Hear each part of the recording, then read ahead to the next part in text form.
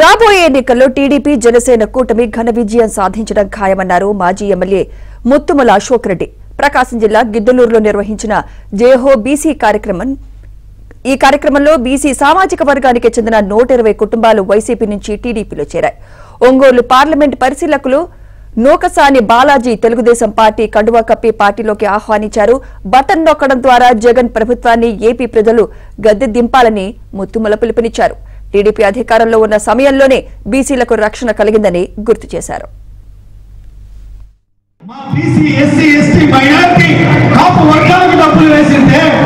నేను అడుగుతున్నాను, ఎందుకు 10 లక్షల కోట్లు అప్పు చేశావు? 2 లక్షల